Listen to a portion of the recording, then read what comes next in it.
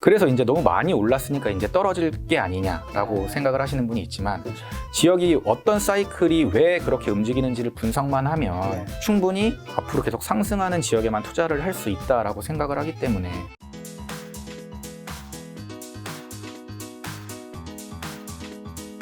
오늘 지금 바로 나는 1,000만 원으로 아파트 산다입니다. 자, 그럼 이제 우리가 이 온라인에서 좀 벗어나서 네. 오프라인 임장 네. 가야 되잖아요. 임장 갈 때 뭘 봐야 될까요? 저 사실 요즘 좀 다니고 있거든요. 아. 좀 알려주세요. 네.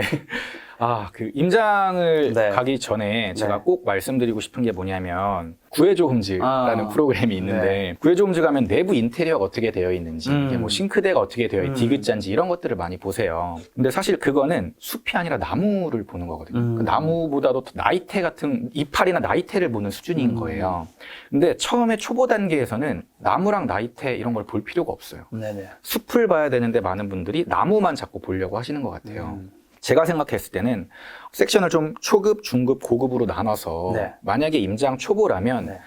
나무보다는 숲을 보는 연습을 먼저 해야 되지 않을까라고 싶은 거고 그 임장에서 숲을 보는 게 뭐냐면 그 지역이 정말 내가 살기 좋은지 내가 그 지역에서 산다면 네. 정말 편리한지를 먼저 보는 게 우선인 것 같아요.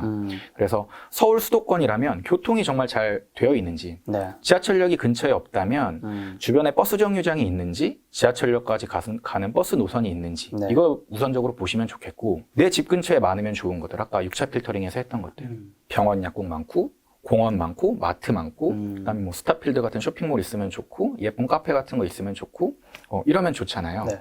그런데 반대로 내 집 근처에 술집이 밀집되어 있거나 네. 그다음에 뭐 모텔촌이 있거나 그다음에 뭐 공장이 있거나 이러면 좀 안 좋을 수 있거든요. 그럼 그런 게 최대한 멀리 떨어져 있고 네. 좋은 상권이 있는 곳들을 우선적으로 보면 되고 네. 사실 2단계에서는 걸어서 임장을 하셔도 물론 더 기억에 많이 남고 좋지만 네.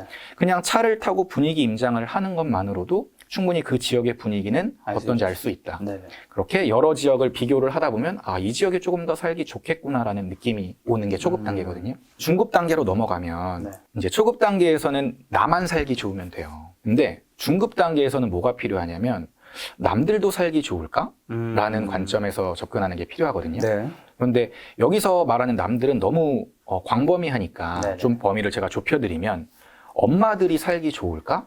엄마들이 여기 살고 싶을까라는 관점에서 접근하시면 좋을 것 네. 같아요. 이게 어떤 얘기냐면 내 애를 키우기 좋은 환경인지 아닌지를 봐야 된다라는 거거든요. 내가 애가 없거나 네. 아니면 애가 있어도 학군에 관심이 없는 분들도 계실 수 있잖아요. 네.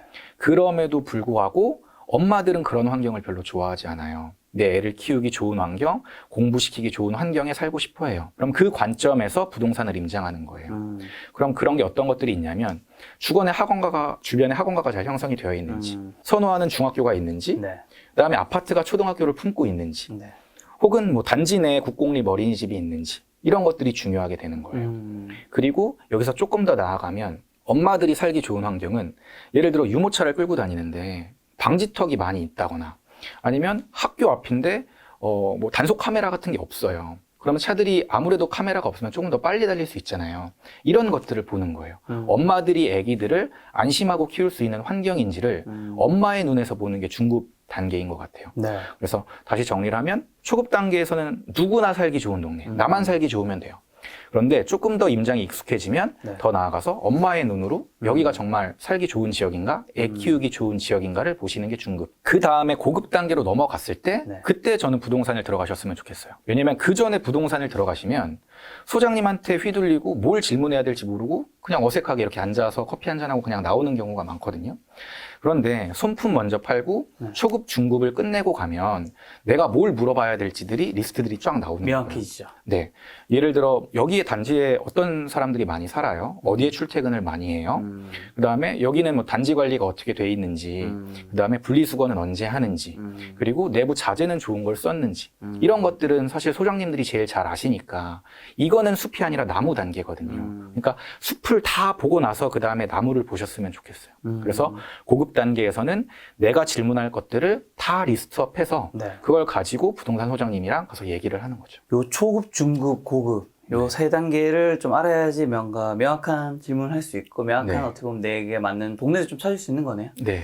자, 오늘 또 부동산 사이트 굉장히 좀 많이 보여주셨는데 네. 좀 어디를 어떻게 이용하면 좋은지 요약 네. 정리 한번 해주신다면. 네, 알겠습니다. 아까 제가 보여드렸지만 부동산 지인 사이트에서는 이 네. 인구 세대수를 많이 활용하셨으면 좋겠고요. 인구 세대수는 아까 인구가 늘어나는지 줄어드는지, 그 다음에 세대수가 증가하는지 여부를 판단하시면 된다고 말씀드렸고, 그 다음에 지역별로 이렇게 나눠가지고 어떤 지역이 인구수가 늘어나는지를 볼 수 있다. 이거를 말씀드렸어요. 그 다음에 수요 공급을 볼 때도 미분양이 수요라고 말씀드렸으니까 미분양 수치 보실 때 부동산 지인 사이트 활용하시면 좋을 것 같고, 여기에 이제 지역을 이렇게 선택하셔가지고 미분양 수치를 보실 수 있다. 그 다음에 조금 더 내려가면 어디에 미분양이 있는지까지 부동산 지인 사이트에 자세히 나오거든요. 그래서 이거 보시면 되고, 수요 입주 탭에 가서 입주 물량을 이제 보시면 돼요. 이제 제가 수요와 공급 중에 공급을 볼 때 이 입주 물량 데이터를 부동산 지인 사이트를 통해서 많이 보고요. 이 외에도 좋은 기능이 많이 있는데 저는 이 사이트에서는 이 정도 기능만 잘 활용하셔도 될 것 그럼 같고. 이 사이트 넘어가기 전에 네. 서울에 공급이 그렇게 2025년까지 네. 별로 없다고 하는데 한번 네. 진짜 어떻게 없는지 한번 볼 수 있나요? 네. 서울에 21년에도 이제 평균 수요선보다 밑에 있는데 22, 23, 24는 공급이 너무 없는 거예요. 아, 진짜 없구나. 네. 많은 분들이 이제 많은 전문가들이 예측을 하시는 게 23, 24에 빠지기가 쉽지 않다라고 공급을 보고 말씀을 하시는 거거든요. 근데 물론 서울 시장이 수요와 공급만으로 해석이 되는 시장은 아니에요. 아니지만. 네. 그렇지만 이게 되게 중요한 요소긴 하거든요. 그렇죠. 그래서 이거 보고 이제 오를 거라고 예측을 하시는 분들이 많이 있죠. 그렇죠. 네. 수요와 공급은 여기서 이 정도 보면 되고, 네. 호갱노노는 아까 뭐 학원가 탭도 보여드리고, 분위지도 탭도 보여드렸는데, 네. 저는 만약에 서울 수도권에 관심이 있으시다면 이 개발호재 탭을 좀 많이 보셨으면 좋겠어요. 오. 보시면, 이렇게 개발호재가 이렇게 나와 있어요. 만약에 개발호재 탭이 안 보이시는 분들은 설정 가셔가지고 개발호재 탭을 추가하시면 되거든요. 근데 개발호재 탭이 좋은 게 임장을 가실 때 예를 들면 뭐 미사신도시를 임장을 가신다고 봤을 때 이게 이제 예정이잖아요. 미사 네. 연장선. 그러면 사실 이렇게 여기 어디에 생기는지까지 대략적으로 나와요. 그러면 저는 기왕이면 앞으로 여기 생기는 역세권 단지들 우선적으로 좀 보셨으면 좋겠어요. 임장을 가실 때. 그렇죠. 왜냐하면 역세권 아파트는 더 오를 확률이 높으니까. 그렇죠. 그래서 이 개발호재 탭을 보시면 언제 되는지 이런 것들이 좀 나오고, 그 다음에 좋은 기능이 경사 기능이 있어요. 경사. 여기. 임장을 가보지 않더라도 이 지역에서 어떤 지역이 경사가 있는지를 확 눈에 볼 수 있거든요. 뭐 예를 들면 이렇게 경사가 표시가 돼요. 그래서 아무것도 표시가 안 돼 있으면 평지. 네네네. 노란색은 얕은 경사, 그 다음에 오르막길, 뭐 등산하는 느낌까지 이렇게 쫙 나오거든요. 그래서 이거 임장을 가보지 않더라도 경사가 있는 지역보다는 평지 지역이 훨씬 좋으니까 이런 것들 기능 활용하셔도 좋고, 그 다음에 학원가 기능을 많이 말씀드렸으니까 나머지 이제 아실에서 말씀드리면, 아실에서는 제가 많이 쓰는 기능들이 아까 여러 아파트 가격 비교 기능, 그 다음에 부동산 빅데이터에 가보시면 여기에 이제 여기도 공급, 미분양, 그 다음에 심리 이런 것들이 다 나와요. 네. 근데 아실이 좋은 게 뭐냐면 PC 기반이랑 모바일 기반이랑 거의 비슷하게 구현을 해놨어요. 그래서 임장 가셔가지고 갑자기 이 지역의 공급 물량이 궁금하다, 미분양이 궁금하다 이러면 이 기능을 모바일에서 똑같이 활용하실 수가 있어요. 그래서 여기서도 지역별로 공급 물량 이렇게 다 보실 수가 있고요. 네. 그다음에 공급 물량 말고 아까 매매 전세 지수 보여드릴 때 가격 변동 탭에서 이렇게 보여드리는 이 기능 활용하시면 좋고, 그다음에 뭐 순위 분석 기능도 많이 활용하는데 그 지역에서 어디가 대장 아파트인지를 모르면 네. 그냥 막 강원도 원주다 그러면 이런 식으로 뭐 84 이렇게 잡아놓고, 그럼 원주 더샵 1, 2, 3, 4단지가 대장이다. 그다음에 아까 무실동이 좋다고 말씀드렸는데 무실동, 방곡동, 무실동 이렇게 나오잖아요. 그럼 아까 무실동, 방곡동이 많이 있으니까 이 아파트들이 많으면 좋은 동네일 확률이 높은 거죠. 이걸 보고도 어디가 좋은 동네인지를 대략적으로 판단할 수 있고, 그리고 뭐 많이 산 아파트나 갭 투자 증가 지역, 네. 외진 투자 증가 지역 이런 거는 투자하러 가기 전에 다른 분들은 어디를 투자하나 이런 걸 활용할 때 활용하시면 좋을 것 같습니다. 이 정도만 활용하셔도 충분히 손품 파는 단계에서는 충분할 네. 거라고 생각을 합니다. 야, 이 정도만 하려면 뭐 전국의 흐름 같은 건 잘 파악할 수 있겠네요. 네. 자, 어쨌든 이 나는 1,000만 원 아파트 산다라는 거는 네. 결국 갭 투자를 어쨌든 하긴 해야 되는 거잖아요. 네, 그치? 나머지 돈은 누군가의 돈을 어떻게 보면 우리가 활용한다고 볼 수 있는 건데 네. 그런 시선들이 있잖아요. 갭 투자 때문에 부동산 가격이 오르는 거 아니냐. 네. 이런 거에 대해서 좀 어떻게 생각하세요? 일부 공감을 합니다. 네. 왜 제가 일부만 공감을 하냐면 만약에 그 다주택자들이죠. 갭 투자들은 그쵸. 다주택자들인데 다주택자 때문에 주택 가격이 오르는 거였으면 네. 이미 아파트 가격은 전국이 잡혔어야 된다라고 저는 생각을 하거든요. 그래요? 왜냐하면 정부가 다주택자를 타겟으로 해서 몇 년 동안 규제책을 계속 냈었잖아요. 그렇죠, 그렇죠. 그리고 과거 이제 노무현 정부 때 했던 정책들이 지금 정책들이 되게 많은데 그때 당시에 김수현 수석께서 말씀하셨던 게 정책들을 한 번에 안 내고 따로따로 이게 시기별로 냈기 때문에 효과가 없었던 것 같다. 그래서 문재인 정부 때는 8.2 대책, 그다음 9.13 대책 이런 대책들에서 한꺼번에 대책들을 막 쏟아냈어요. 특히 다주택자들을 규제하기 위해서. 그런데 그렇게 규제를 했음에도 불구하고 전국이 지금 오르고 있거든요. 그렇죠. 그러면 우리가 좀 다르게 생각을 해봐야 되는 게 혹시 집값이 오르는 게 다주택자가 원인이 아닐 수도 있지 않을까라는 생각을 전 해봐야 된다고 생각을 하거든요. 혹시 시중에 많이 풀려있는 유동성 때문에 아니면 인플레이션 때문에 네. 가격이 오르는 건 아닐까라고 생각을 전 해봐야 된다고 생각을 하고 네. 물론 다주택자가 먼저 들어가서 가격을 조금 더 빨리 올려놓고 가격이 오르는 기울기를 조금 더 가파르게 할 수는 있다라고는 생각해요. 그런데 모든 원인이 다주택자 때문이라고 생각하지는 않고 그 다음에 한 가지 더 말씀드리고 싶은 건 다주택자의 순기능과 역기능이 있는데 네네. 꼭 저희가 역기능에만 집중할 필요가 있을까? 순기능은 없을까라고 생각을 승기는 뭐가 있죠? 일단 기본적으로 대한민국 주택 시장 자체가 자가 점유율이 그러니까 자가 보유율이 60% 정도밖에 안 돼요. 네. 그러면 내 집이 아닌 새 들어 사는 사람들이 40%는 있다라는 그쵸, 얘기거든요. 그쵸. 그러면 그분들이 물론 내 의지와 상관없이 새를 사시는 분들 계실 거지만 나는 내 집 살기 싫고 나는 새를 사는 게 좋아라고 생각하시는 분들도 분명 계세요. 뭐 학군 때문에 학군지에 사셔서 그런 걸 수도 있고 아니면 집값이 앞으로 오르지 않을 거라고 생각해서 새를 사시는 분들도 분명 계시거든요. 그럼 그분들한테 선택권을 줘야 되는데 네. 그럼 우리가 공공에서 임대를 하는 주택의 비율이 과연 얼마나 되냐를 봤을 때는 전국으로 봤을 때 10% 정도밖에 안 되는 거예요. 그러면 나머지는 민간에서 분양을 해줘야 되는데 민간에서 공급을 해줘야 되는데 그 나머지 공급을 민간에서 못 해준다? 그러면 전세를 살고 싶어하는 사람들은 많은데 공급이 없다. 그럼 수요와 공급 논리에서 당연히 전세 가격이 올라갈 수밖에 없거든요. 그런데 그 부동산 씬에서 되게 유명하신 신성철 님이라고 계신데 그분이 다층계 이론이라는 이론을 이제 말씀을 설명을 해주셨는데 쉽게 설명을 해드리면 매매 시장과 전세 시장, 월세 시장은 다 다른 시장이 아니라 하나의 시장이다. 우리가 전세 가격만 누른다고 전세 가격만 잡히는 게 아니라 전세 가격을 누르면 매매 시장과 월세 시장에 다 영향을 끼친다 이거거든요. 그러면 어쨌든 전세 시장과 매매 시장은 밀접한 관련이 있기 때문에 전세 시장이 그렇게 흔들려 버리면 매매 시장도 흔들릴 수밖에 없는 거고 현재 주택 가격이 계속 오르고 있는 저는 지금 시점에서 가장 큰 이유는 임대차 3법이라고 저는 생각을 하거든요. 전세 가격이 계속 올라가기 때문에 매매 가격도 계속 올라가고 있지 않나 이런 생각이 들어서 꼭 다주택자를 안 좋게 보기보다는 다양한 관점에서 보는 게 좋다라는 생각을 합니다. 알겠습니다. 그리고 세금 폭탄 이슈는 좀 어떻게 해결해야 될까요? 사실 요즘에 네. 그걸 걱정하시는 분도 꽤 많이 보이시더라고요. 많은 분들이 이제 세금이 무서워서 이제 투자하시는 거를 꺼려 하시는 분들이 많은 것 같아요. 그쵸. 특히 1주택자 같은 경우는 네. 세금 때문에 과연 내가 다주택자의 길로 가는 게 맞는지에 대한 고민을 맞아요. 많이 하실 것 같거든요. 네.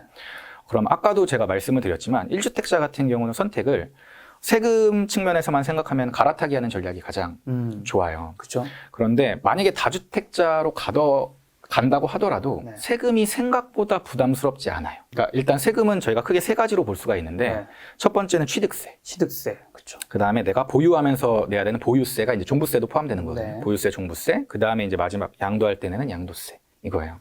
그럼 취득할 때 내는 세금부터 생각을 해보면 1주택자가 취득을 할 때 조정지역에다가 하면 8%를 내지만 비조정 지역에 매수를 하면 1.1%거든요. 예전에. 그러니까 아직도 1주택자는 취득세 측면에서는 비조정 지역에서는 자유롭다라고 생각할 수 있어요. 만약에 2주택자가 된다고 하더라도 3주택자가 될 때 비조정 재개하면 8%, 4주택부터는 12%니까. 근데 요즘에는 12%를 감수하고도 투자하시는 분들이 꽤 많이 계시거든요. 그 말은 그걸 감수하고 나더라도 남는 수익이 더 많다라는 얘기고 만약에 그 취득세가 부담스러우시면 법인으로 가셔도 되고 비주택으로 가셔도 되고 방법은 여러 개예요. 그러니까 제가 제일 걱정하는 건 이거 세금 때문에 남는 거 없는 거 아니야? 라고 생각만 하고 움직이지 않으시는 분들이 제일 걱정되는 거지. 일단 그 틀만 한번 깨고 나면 보이는 게 굉장히 많다. 투자할 수 있는 수단은 여전히 많다라고 생각을 하고 만약에 1주택이 아니라 다주택자라면 아마 재산세랑 종부세 걱정을 하시는 분들이 많이 계실 거예요. 근데 제가 대략적으로 계산을 해보니까 한 시가로 한 19억 정도를 가지고 있는 4주택자의 예를 한번 들어볼게요. 네. 뭐 한 서울에 시가 12억, 그다음에 뭐 김해에 하나, 뭐 거제에 하나, 군산에 하나, 뭐 이런 식으로 가지고 있다라고 칠게요. 시가가 합쳐서 19억인데 네. 이분이 내는 재산세 종부세 합이 연 한 1,000만 원에서 1,200만 원 정도 돼요. 그러면 이게 재산세 종부세 합쳐서거든요. 그러면 이렇게 생각해 보시면 되는 거죠. 이 4개의 주택이 1년 동안 1,000만 원도 안 오를까? 라는 생각을 해보면 저는 1,000만 원이 아니라 훨씬 더 이상의 수익을 거둘 수 있다라고 네. 생각을 하는 거죠. 네. 근데 제가 생각했을 때는 시가 19억 이상의 주택을 가지고 계신 분들이 많지 않거든요. 네. 그러니까 종부세랑 재산세 걱정을 별로 하실 필요가 없는데 네. 미리 겁을 먹고 그 걱정을 먼저 하시는 분들이 많은 것 같다. 그래서 생각보다 재산세랑 종부세 부담이 크지 않을 수 있으니 요즘에는 부동산 계산기가 인터넷에 잘 돼 있어서 네. 미리 한번 계산을 해보시고 감당 가능한 수준이라면 다주택자의 길로 가는 것도 괜찮다. 그리고 만약에 이제 그게 걱정되신다면 네. 명의를 분산하시거나 아니면 법인으로 투자하시거나 방법은 또 여러 개가 있으니까 그 방법을 찾아보시면 좋을 것 같아요. 남은 건 양도소득세인가요? 네, 양도세 측면에서는 여러 가지 전략이 있을 수 있는데 네. 일단 기본적으로 지방에 서울 수도권을 제외한 광역시를 제외한 네. 공시가 3억 이하 주택들에 대해서는 지금 양도세 중과가 배제돼요. 네. 그러니까 그 주택을 팔 때도 배제되지만 다른 주택을 주택수 계산할 때도 배제되거든요. 그러니까 제가 만약에 지금 말씀드리고 있는 거는 지방이니까 네. 지방의 공시가 3억 이하면 시가로 한 5억 정도 되거든요. 그러니까 5억 이하에 팔 수 있는 집들, 즉 제가 지금 3억 정도에 사서 한 2년 후에 5억까지 갈 수 있는 집들을 만약에 매수를 한다고 치면 5억에 매수하더라도 공시가가 3억이 안 되니까 그 주택에 대해서는 중과도 없이 그냥 일반 과세로 매도를 할 수가 있는 거거든요. 그러니까 매도 이슈도 사실은 별로 없는데 많은 분들이 이 걱정을 하실 거예요. 새로운 집을 사면 네. 내가 지금 살고 있는 집에 실거주 요건도 2년도 추가되고 하니까 그 부분이 걱정되시는 분들은 이게 개인마다 상황이 너무 다르니까 그 부분은 좀 미리 계산을 해보고 접근은 하시되 만약에 내 주택의 비과세가 걱정되시는 분들은 네. 아까도 말씀드렸지만 업무용 오피스텔, 지식산업센터, 상가 이런 쪽으로 눈을 돌려보시는 것도 괜찮은 것 같아요. 여전히 기회는 굉장히 많이 네, 있다. 맞습니다. 하지만 그럼에도 불구하고 이제 아직 부동산 쪽을 안 가지고 계신 분들은 워낙 네. 부장이었으니까 맞아요. 늦었다고 생각하시는 분들 많이 있을 수 있잖아요. 네.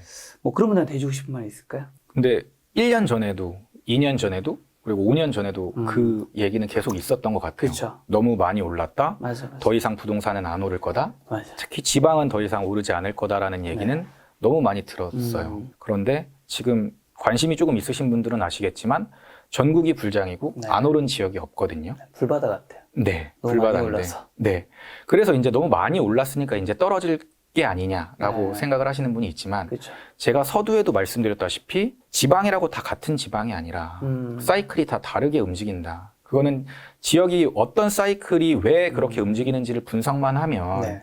충분히 앞으로 계속 상승하는 지역에만 투자를 할 수 있다라고 생각을 하기 때문에 그냥 단순하게 이제 너무 많이 올랐어? 네. 떨어질 거야? 라는 논리보다는 진짜 그게 맞는지를 본인 스스로 검증하는 능력이 저는 꼭 필요하다고 봐요. 왜냐하면 본인 스스로가 공부하지 않으면 네. 남들이 뭐가 오른다. 그리고 옆에서 몇 억 벌었다 그러면 거기에 계속 흔들리거든요.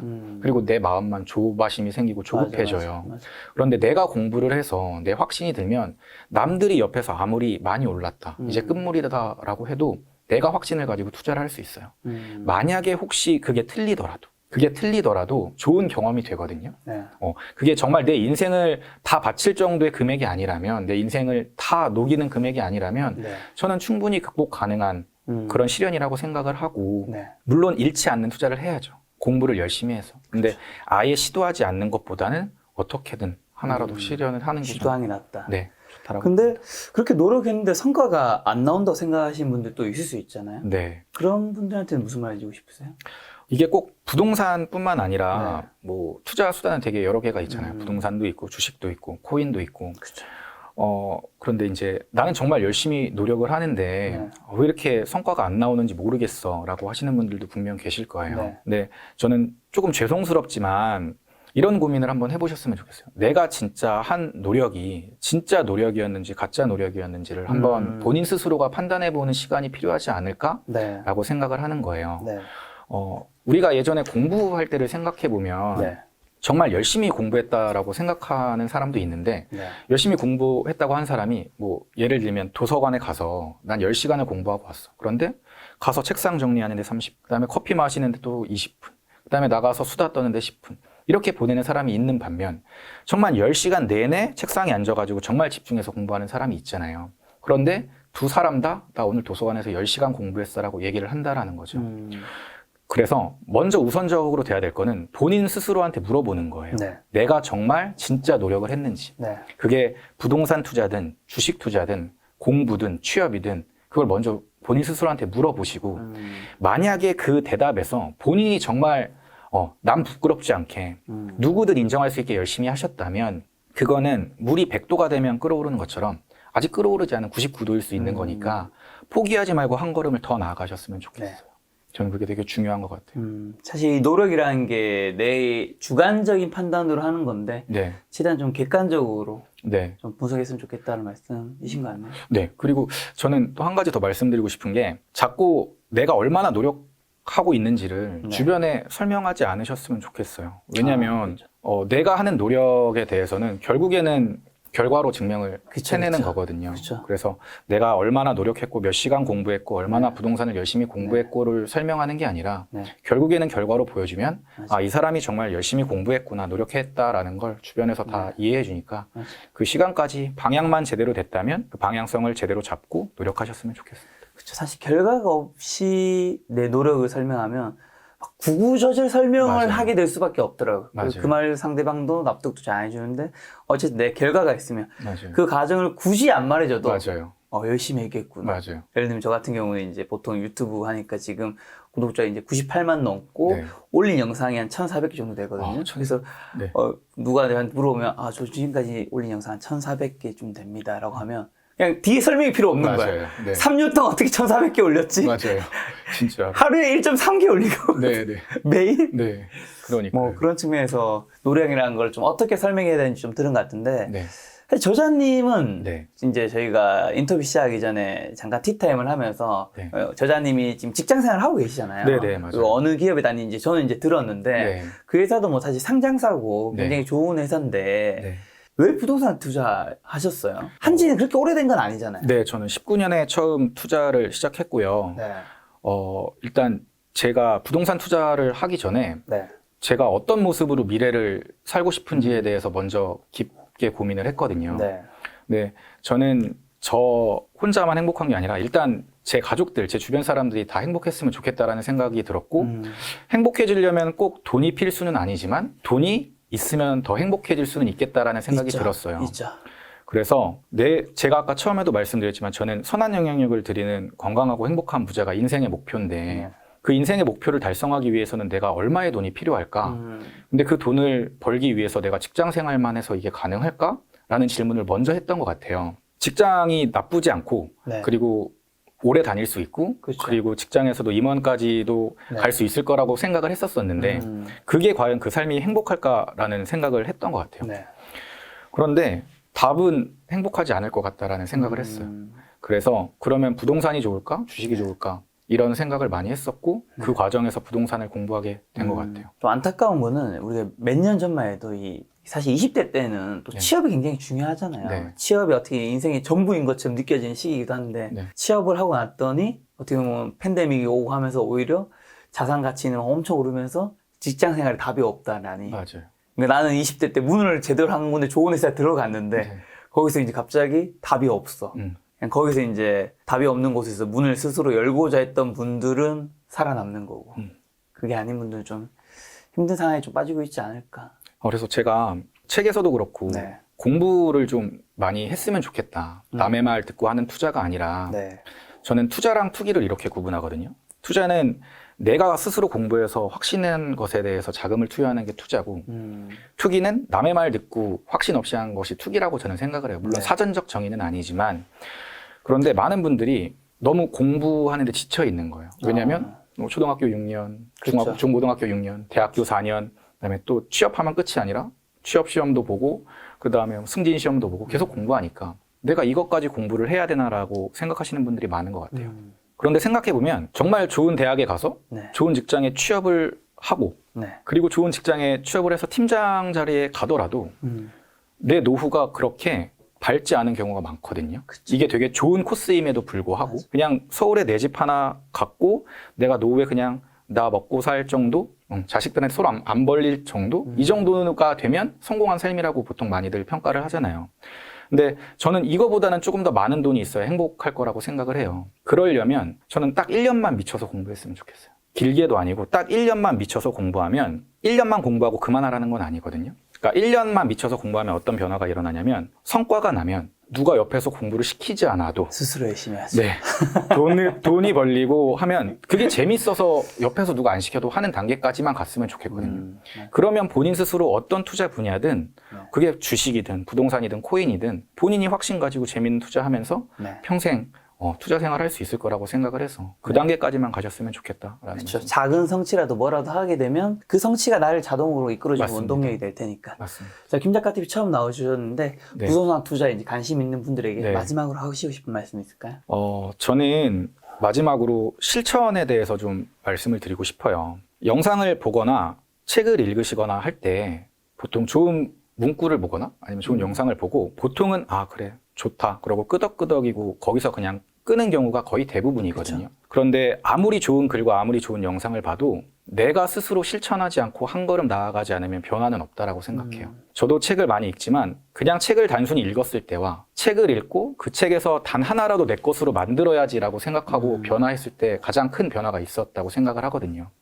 그래서 이 영상이 만약에 조금이라도 도움이 되셨다면 본인 인생에서 도움이 될 거라고 생각을 하신다면 그리고 또 이제 김작가 TV에 네. 워낙 좋은 전문가들이 많이 나오시고 좋은 영상들이 많으니까 그런 영상들을 보시고 그냥 고개만 끄덕끄덕 하고 끝나는 게 아니라 그 중에 하나라도 본인 것으로 만들기 위해서 여기서 한 걸음만 내딛는다면 분명 인생에 큰 변화가 있을 거라고 생각을 합니다. 그래서 되게 작지만 작은 실천 하나가 인생을 변화시킬 수 있으니까 이 채널과 이 영상을 보시는 분들은 꼭 실천하는 하루가 되셨으면 좋겠습니다. 알겠습니다. 그 실천을 하실 때 나는 1,000만 원으로 아파트 산다. 저자님 이 책 함께 하신다면 그 실천의 효율성을 좀 더 높여줄 수 있지 않을까 생각이 들었습니다. 오늘 만남의 손님은 시크릿 브라더님이었습니다. 지금까지 여러분 소중한 시간 함께 해주셔서 정말 감사합니다. 오늘도 김 작가였습니다. 고생 많으셨습니다. 고생 많으셨습니다.